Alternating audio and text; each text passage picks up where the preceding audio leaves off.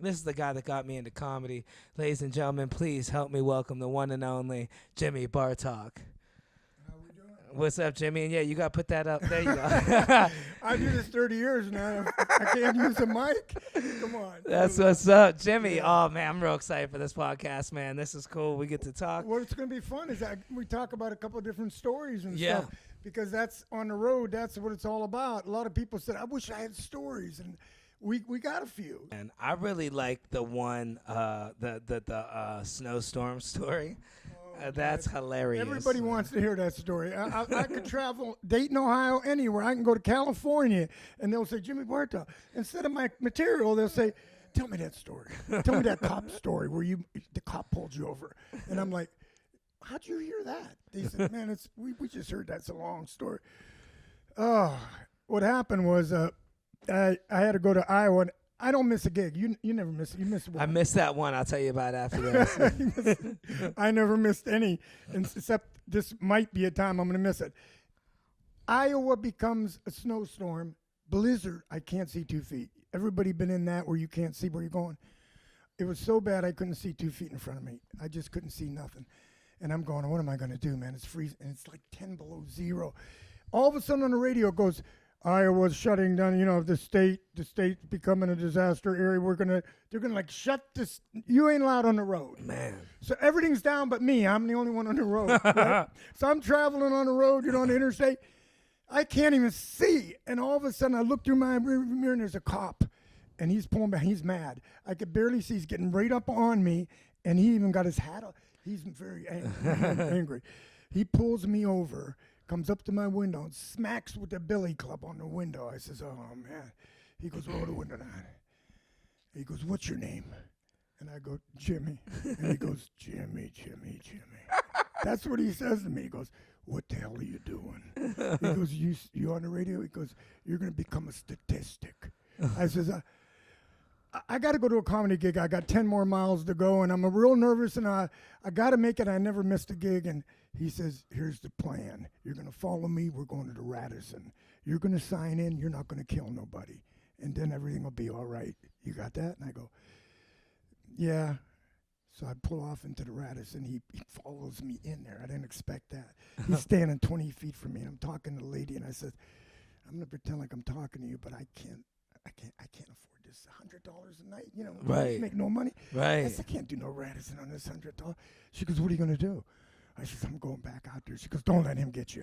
I know that cop. He's kind of nuts. You'll go right to jail. He might even beat you up. And I'm thinking to myself, I don't know. My heart's pumping. I got to make this gig. People, that's my pay. So I'm talking to my, hey, everything's all right here. And I'm pretending like I'm signing in. Oh, man. He leaves. So I leave, and I go back on the road. And I figure, oh, and it's still bad. I can't see. It's terrible. It's snowstorm. I'm saying, please, God, don't let me find this cop again. Don't let him get me, please. Anybody, even another cop, but not him, please. So I'm driving. I make it about 6 miles. I'm only going about 15 miles an hour. I take a look through my rearview mirror, and there's the lights blinking. Oh, man. Yeah, I seen that. I says, oh, no. He's getting closer. It looks like him. I says, oh, no. And he's going, that crazy kind of stuff. Yeah. It ain't even normal. So I pull over, and he comes up to my heart is pounding. And then I know this is dumb, but I'm thinking, don't laugh at him or don't do nothing, man, because you really piss him off. I don't know what to do. He's rolled the window. He smacks on it. Roll the window down. I roll the window down. He sticks his head in the window, and he goes, Jimmy. That's what he said. I go, and then I didn't want to laugh, but he puts his head in against my head, like right against my head. And then he goes, what do I got to do? Shoot you? That's what he said. That's what he said, man. It was a classic, And I tried to keep from laughing, but that was it. He goes, now go ahead. And he let me go, and he said, I appreciate your determination. You only got 7 more miles? And I said, yeah, I got to go. He goes, yeah, go ahead, try it. And he let me go. But I thought I was going to jail and everything. Man. Now, every time Jimmy Wiggins, that old comedian, called me on the answering machine, that would be his line. It would go, beep, and he'd go, what do I got to do? Shoot you. That was what he said every time he called me. And he left a message. It was no normal message. Which, by the way, is Jimmy Wiggins. You remember Jimmy? Yeah. Jimmy was an old classic picture Willie Nelson, boots, chains. Every comedian, he's been doing it 40 years, and he's the one that said, when you do it this long, you accidentally get fired. Yeah. He said, look, you can be a brain surgeon in 13 years. Just imagine 40-some years. So he's the one where he came over to my house and stayed, and he taught me, like, everything I ever did.